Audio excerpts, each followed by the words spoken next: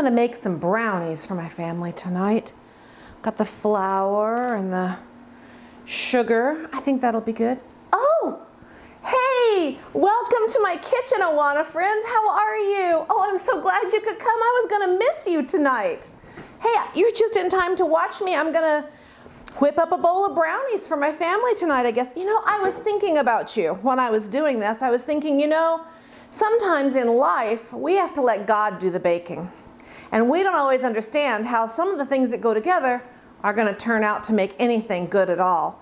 I guess it's a little bit like brownies. I mean, flour goes in brownies, but you wouldn't want to eat it by itself. And oil goes in brownies, but you certainly wouldn't want to drink that. Salt and baking powder, those don't taste good at all. Cocoa is actually really bitter. And eggs before they're baked can actually have bacteria in them that might make you sick, so you can't eat that. You have to wait for it all to be put together.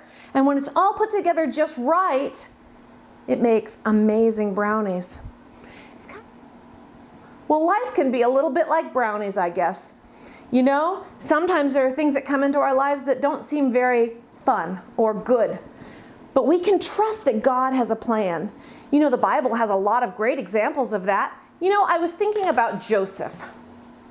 God is able to take things in our lives that we can't see where they're going, and He makes them turn out for our benefit and for the very best.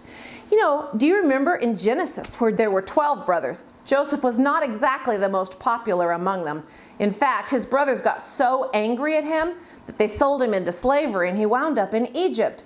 Wow, that doesn't seem like a good thing at all. But though he was taken a long way from home and made the helper to the Pharaoh himself, a lot of good and bad things happened to Joseph along the way.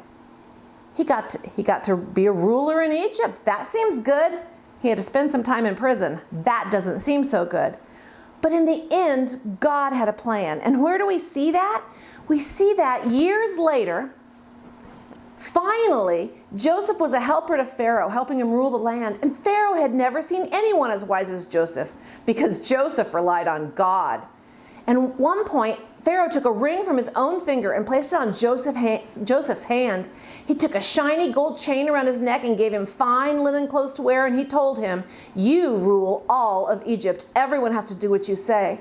Joseph was only 30 years old when he became the governor of Egypt. Only Pharaoh was more important among the people than Joseph. Because you see, God showed Joseph there would be a famine. So you see, Joseph knew what to do next. He knew to build canals. He knew to save food. He knew to do all these things to keep the people of Egypt safe. What Joseph didn't know was the rest of God's plan. So Joseph opened the storehouses when the famine started, and everyone had enough to eat. In fact, Joseph's family, away over in the land of Canaan, heard about it, and his father sent his brothers to go get food so they wouldn't die. Jacob's sons saddled their donkeys and set out for Egypt. Never in their wildest dreams would they have imagined that the powerful Egyptian governor who was going to give them food was their very own brother Joseph.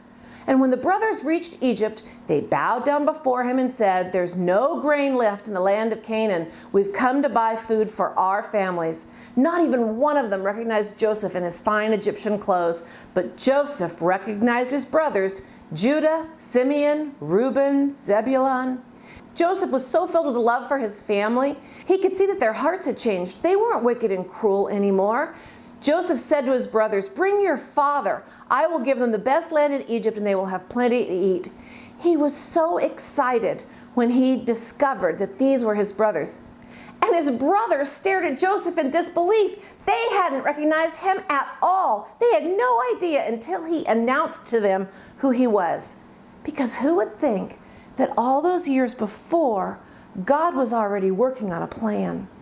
No, not all things seem good to us, but in God's hands and in God's time, they are mixed and blended just right to be what we need in our lives. Romans 8:28 in the Bible is a beautiful promise that tells us,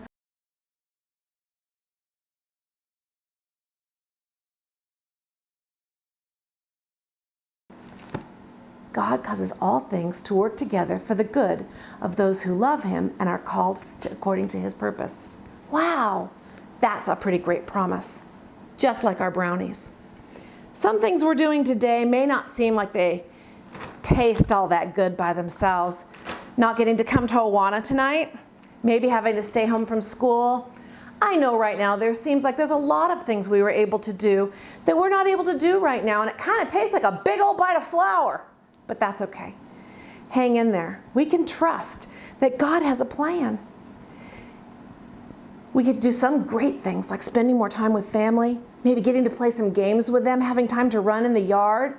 And remember, in God's hands and in His time, all these things will be brought together to make something beautiful. God has a plan for our lives, just like He had a plan for Joseph's life. We can trust Him. We know that God is working on our behalf. Hey, thanks everyone for tuning into AWANA Story Time this week. Next week, I will review the lesson we had last time about Jacob Deshazar and Mitsua Fuchito. And we're going to hear the next part of God's amazing plan for their lives.